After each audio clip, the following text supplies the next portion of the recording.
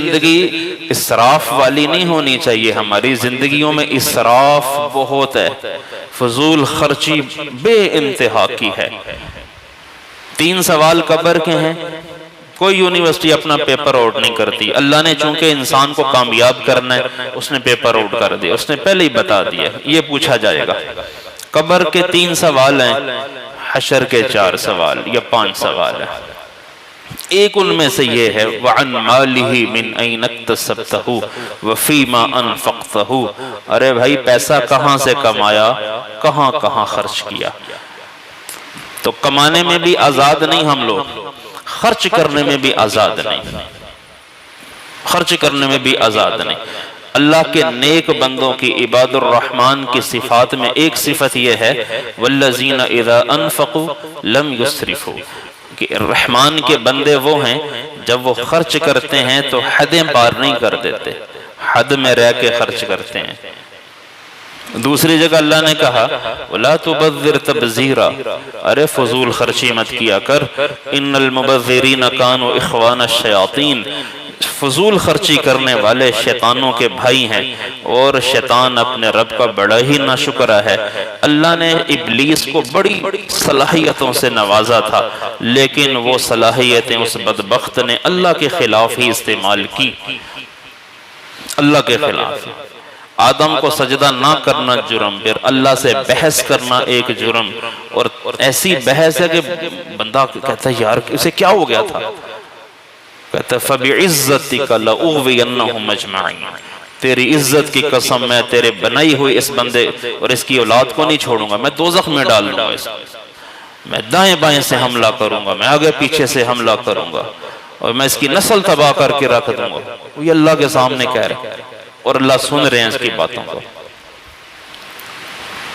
مجھے مہلت چاہیے قیامت تک. اللہ نے کہا اچھا اِنَّكَ مِنَ الْمُنْظَرِينَ، اچھا جا وہ بھی تجھے دی، مہلت قیامت تک لے. اب اس مہلت میں وہ اپنا وہ کام کر رہا ہے، اس کا ایک مشن ہے ابلیس کا، اور اس وقت سے شروع ہوا اور آج تک وہ اپنے مشن میں جا رہا ہے. انبیاء دنیا میں آ کر شیطان کے مشن کے خلاف اپنا اعلان کرتے ہیں. شیطان کیا کہتا ہے؟ سجدہ کرو اللہ کے ماں سوا کو. انبیاء کہتے ہیں سجدہ کرو صرف ایک اللہ کو. تو یہ ایک جنگ ہے جو یہ چل رہی ہے اور یہ قیامت تک چلتی رہے گی. تو اللہ کہتا ہے فضول خرچی مت کرو. فضول خرچی کرنے والے شیطان کے بھائی ہیں. شیطان اپنے رب کا بڑا ناشکر ہے، اس نے اپنی ساری صلاحیتیں اللہ کے دین کے خلاف استعمال کی ہیں، اس خدا کے اگینسٹ وہ چلا ہے. لہذا تم شیطان کے بھائی نہ بنو. اللہ کی نعمتیں، وضو میں اسراف نہ کرو. سعد ابن ابی وقاص رضی اللہ عنہ وضو فرما رہے تھے، پانی کچھ زیادہ ضائع ہو رہا تھا، ان کا پانی زیادہ لگ رہا تھا. تو آپ نے پوچھا ما ھذا الصرف، سعد یہ اسراف کیسا ہے؟ انہوں نے کہا حضور کیا پانی میں بھی اسراف ہے؟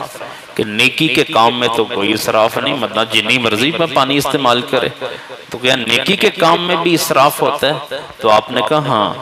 وَإِن كُنْتَ عَلَى نَهْرٍ جَارٍ، اگر تم جاری نہر اور جاری دریا کے کنارے بھی وضو کرو 3 دفعہ سے زیادہ نہیں کرنا. اسراف مت کرو، بلا ضرورت پانی مت ضائع کرو. اس لیے عبداللہ بن مبارک رحمت اللہ علیہ فرماتے تھے مجھے اندیشہ ہے اس شخص کے گناہگار ہونے کا جو 3 دفعہ سے زیادہ اپنے اعضائے وضو کو دھوتا ہے. 3 دفعہ ہی کور کر لو، 4تھی دفعہ نوبت ہی نہ آئے. 4تھی دفعہ کہ پانی کا اسراف جائز نہیں. تو جب عبادات کا اسراف جائز نہیں ہے تو تعمیرات کا اسراف کیسے جائز ہو سکتا ہے؟ حضور کا ایک انصاری صحابی کے گھر کے سامنے سے گزر ہوا، انہوں نے اپنے گھر پہ قبہ بنایا ہوا تھا. آپ نے دیکھا، آپ نے کہا یہ کس کا ہے؟ تو انہوں نے کہا ایک انصاری کا ہے. یہ کہہ کے آپ چلے گئے. بعد میں کسی نے اس انصاری کو خبر دی کہ حضور نے تیرے گھر کے بارے میں پوچھا تھا کہ یہ کس کا ہے. ناگواری کا اظہار کیا تھا، حضور چلے گئے. گھر گئے، سارا ہی توڑ کے برابر کر دیا. عشق رسول اسی کو کہتے ہیں بھائی. حضور ناگوار کیوں ہو میری وجہ سے؟ آپ کی طبیعت میں تقدر میری وجہ سے کیوں ہوا ہے؟ سارا گھر توڑ دیا. کہ جو گھر حضور کو نہیں پسند وہ مجھے کیسے پسند ہو سکتا ہے۔ پھر کوئی دوسرا موقع آیا، آپ وہاں سے گزرے، دیکھا تو پلاٹ خالی پڑا، کچھ بھی نہیں۔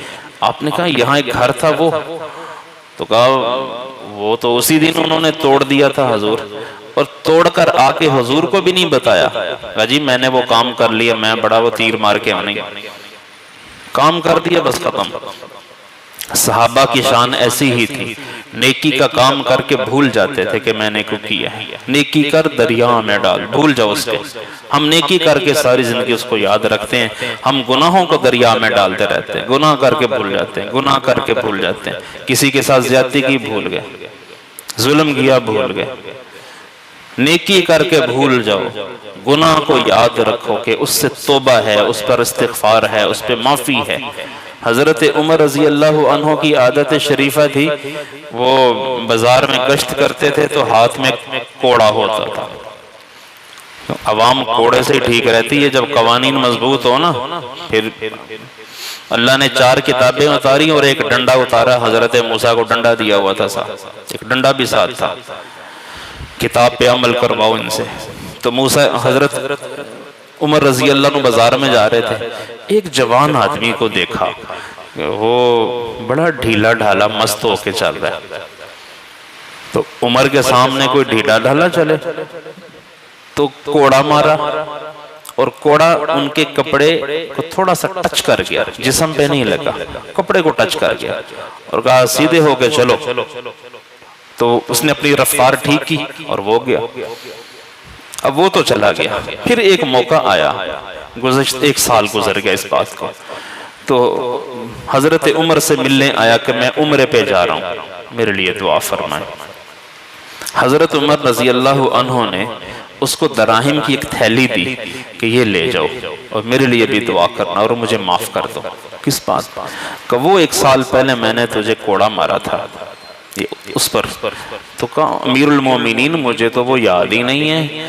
تو امیر المومنین فرمانے لگے وہ تو مجھے 1 سال سے ہی کھٹک رہا ہے کہ یار میں نے ایسا کیوں کر دیا، کیوں مارا تھا اس کو۔ اس طرح کی چیزیں یاد رکھنی چاہیے۔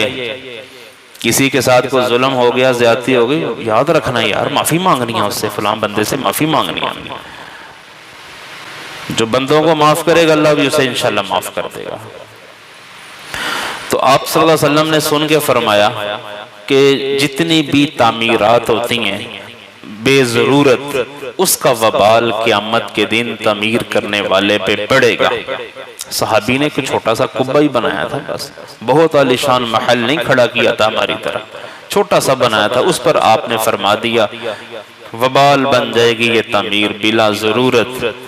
حضور ایک سفر پہ تشریف فرما ہوئے تو آپ کی ایک زوجہ تھی ام سلمہ، صاحب استطاعت تھی، پیسے والی تھی۔ تو ازواج مطہرات کے گھر تھے چھپر کے، کھجور کی ٹہنیاں پڑی ہوتی تھی، یہ گھر تھے ان کے۔ ان کے پاس پیسے تھے، انہوں نے کچی اینٹوں سے اپنا وہ چھوٹا سا حجرہ بنا لیا، حجرہ، چھوٹا سا حجرہ، کچی اینٹیں لگائیں اور وہ کھجور کے پتے ہٹا دیے۔ جب آپ واپس تشریف لائے تو آپ نے دیکھا کہ ام سلمہ تو کچی مٹی کی اینٹوں سے گھر بنا کے رہ رہی ہے۔ تو آپ نے فرمایا ام سلمہ یہ کیا؟ تو انہوں نے کہا حضور میں نے سوچا کہ اس سے پردہ زیادہ ہوگا، پردہ اچھی طرح میں کر سکوں گی۔